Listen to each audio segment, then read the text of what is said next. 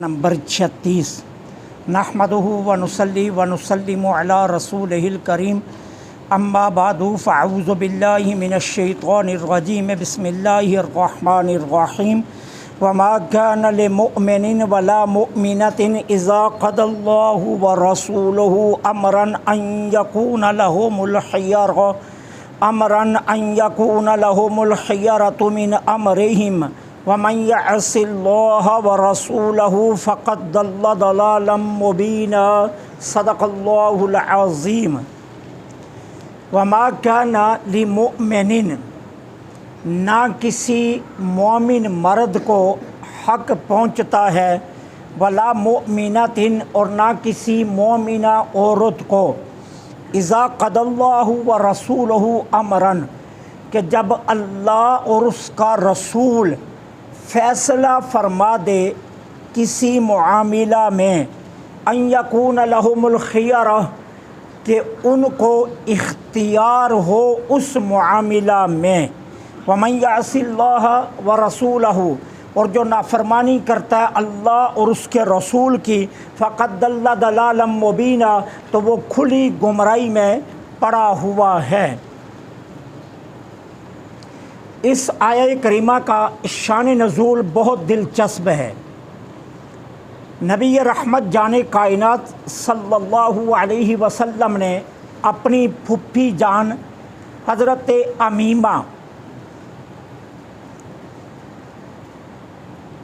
اور اپنے جد امجد امیمہ کی بیٹی اور اپنے جد امجد حضرت عبد المطلب رضی اللہ تعالی عنہ کی نواسی خاندان بنی ہاشم کی معزز خوبصورت ترین خاتون حضرت زینب بنت جہش کو اپنے آزاد کردہ غلام کے لیے شادی کا پیغام بھیجا۔ اب نسبتوں کا لحاظ رکھنا کہ حضور کی پھپھی جانیں حضرت امیمہ یہ ان کی بیٹی ہیں، مکہ کے سردار حضرت عبد المطلب کی نواسی ہیں، خاندان بنی ہاشم کی یہ فرد ہیں اور خاندان بنی ہاشم میں ان کے حسن کا باقاعدہ چرچا ہے۔ اور حضور پیغام کس کے لیے بھیج رہے ہیں؟ اپنے آزاد کردہ غلام کے لیے شادی کا پیغام بھیجا۔ اب جب یہ پیغام پہنچا تو حضرت زینب بنت جاش اور ان کے بھائی حضرت عبداللہ بن جاش نے انکار کر دیا اس شادی سے۔ اب جبریل امین علیہ السلام اس موقع پر یہ آیت طیبہ لے کر نازل ہوئے۔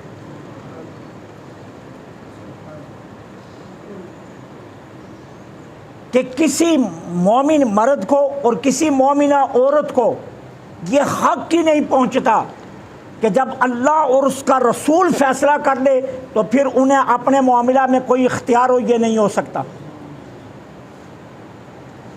اب جب انہوں نے اس آیت کو سنا تو حضرت عبداللہ اور حضرت زینب دونوں نے فوراً نکاح کی رضامندی کا اظہار کر دیا۔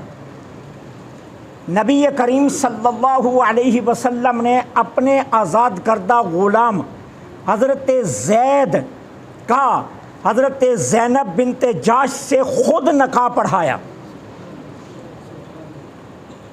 10 دینار حق مہر، کچھ کپڑے، کچھ گھریلو سامان اور کچھ خورد و نوش کی چیزیں حضرت زینب کے گھر بھیج دی۔ اب اگر آپ دیکھیں تو نزول کے اعتبار سے تو یہ آیہ کریمہ ایک خاص موقع پر نازل ہوئی ہے، لیکن حکم کے لحاظ سے یہ عام ہے قیامت تک کے لیے۔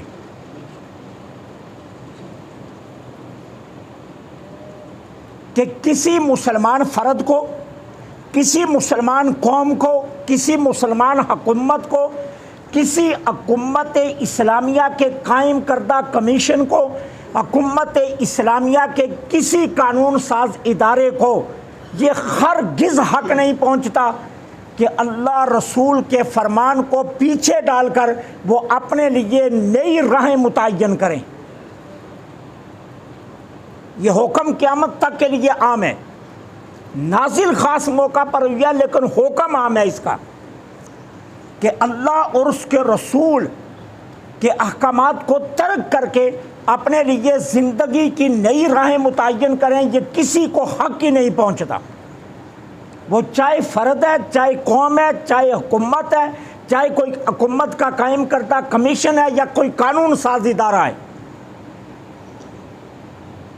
جہاں اللہ رسول کا حکم آئے گا وہاں کوئی اختیار نہیں ہے کسی کو بھی کسی قسم کا، وہاں اللہ رسول کا حکم ماننا لازم ہے۔ آج مسلمانوں کی رسوائی کا بنیادی سبب یہی ہے کہ ہم کبھی چین کو ماڈل قرار دیتے ہیں، کبھی ترکی کو ماڈل قرار دیتے ہیں، کبھی یورپ کو ماڈل قرار دیتے ہیں، کبھی کسی کو ماڈل قرار دیتے ہیں۔ ہمارے لیے سب سے اہم اللہ اور اس کے رسول کا حکم ہے۔ اور پھر جو آیت کا آخری حصہ ہے وہ دیکھیے، اس کے الفاظوں پر اگر آپ غور کریں تو دیکھیے کتنی شدید وعید ہے کہ جو اللہ اور اس کے رسول کی نافرمانی کرتا ہے، اللہ کی اطاعت نہیں کرتا اور رسول کے حکم سے سرتابی کرتا ہے، اسے یہ یقین ہونا چاہیے کہ وہ ہدایت کی روشنی سے نکل کر گمراہی کے اندھیروں میں بہک چکا ہے۔ وہ ہزار کہے، ہزار اپنے معاملات سمجھانے کی کوشش کرے، لیکن یاد رکھنا اگر اللہ رسول کا نافرمان ہے تو وہ ہدایت پر نہیں ہو سکتا، اور اللہ رسول کے احکامات کو وہ ترجیح نہیں دیتا تو وہ ہدایت پر نہیں ہو سکتا، وہ بہکا ہوا ہے اور کھلی گمراہی میں ہے، علل اعلان گمراہی میں ہے۔ وہ چاہے فرد ہے، چاہے قوم ہے، چاہے حکومت ہے، چاہے کوئی قانون ساز ادارہ ہے، اگر اللہ رسول کے احکامات کے خلاف جا رہے ہیں تو پھر یقین کرو کہ یہ گمراہ ہیں، یہ ہدایت پر نہیں ہے۔ اب دیکھیے اس جملے سے آیت کا جو پہلا حصہ ہے اس پر توجہ کریں تو دیکھیے کہ ذات کون ہے، حضور کی پھپھی جان کی بیٹی ہے، حضرت عبد المطلب کی نواسی ہے، خاندان بنی ہاشم کی معزز ترین خاتون ہے۔ کہا جب ان کو یہ حق نہیں پہنچتا کہ وہ اللہ رسول کی نافرمانی کریں تو تم کون ہوتے ہو؟ تم ان کی نسبتیں تو دیکھو کہ ان کی نسبتیں کتنی اعلیٰ ہیں، ان کا تعلق رسالت مآب کی ذات سے کتنا قریب کا ہے، اور ان کی قربانیاں دیکھو کہ حضرت زینب السابقون الاولون میں ہے، پہلے پہل جو لوگ ایمان لائے وہ ان میں شامل ہیں حضرت زینب۔ پھر آگے دیکھیے مکہ سے ہجرت کر کے مدینہ طیبہ آئی ہیں، اور پھر آگے دیکھیے کہ کتنے لوگوں کی خواہش تھی کہ حضرت زینب جتنی خوبصورت ہیں ان کا شوہر نبی کریم کو ہونا چاہیے، لیکن حضور نے پیغام کس کے لیے بھیج دیا؟ حضرت زید کے لیے،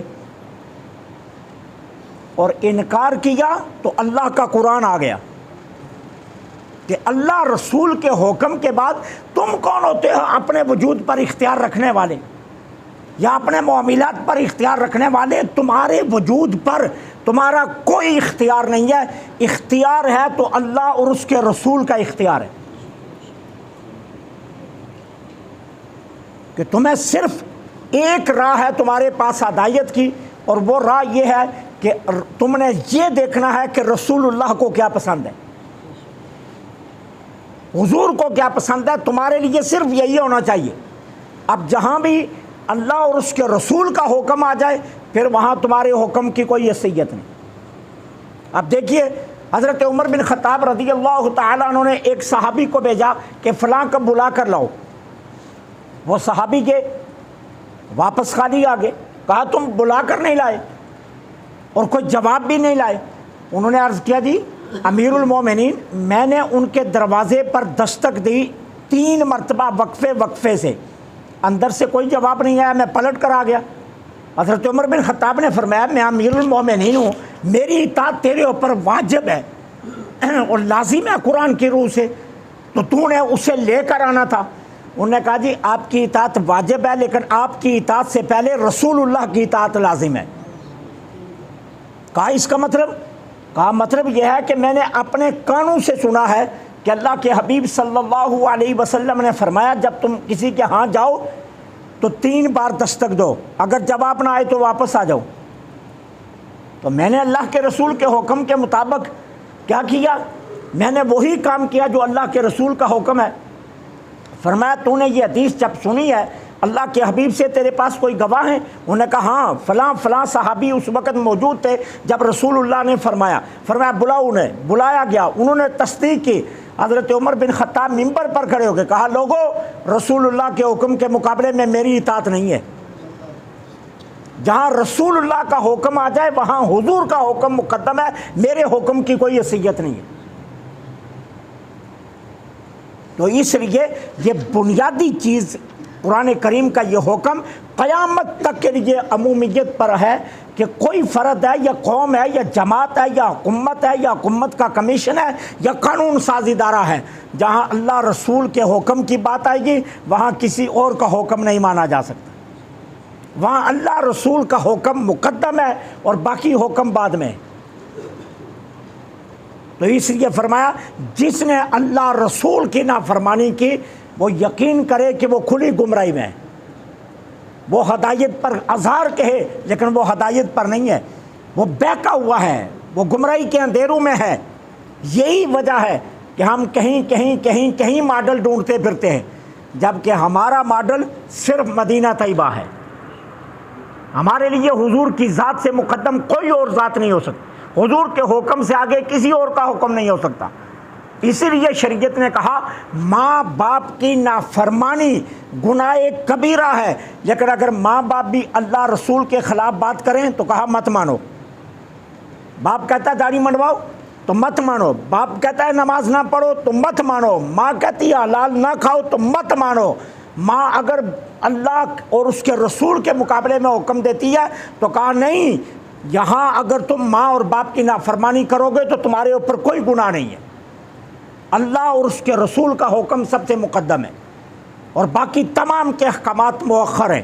تو اس لیے کہا کہ تم ان رشتوں کے تقدس کو دیکھو اور پھر یہ دیکھو کہ رسول اللہ کی نافرمانی ہونے لگی تو اللہ نے قرآن نازل کر دیا۔ کہا قیامت تک کے لیے یہ اصول بنا دیا گیا ہے کہ اللہ رسول کے حکم کے بعد پھر کسی کو اپنے وجود پر کوئی اختیار نہیں، کوئی اپنے وجود پر کوئی اپنا حکم لاگو نہیں کر سکتا۔ اللہ سے دعا ہے اللہ حق کے نے حق سمجھنے، حق پر عمل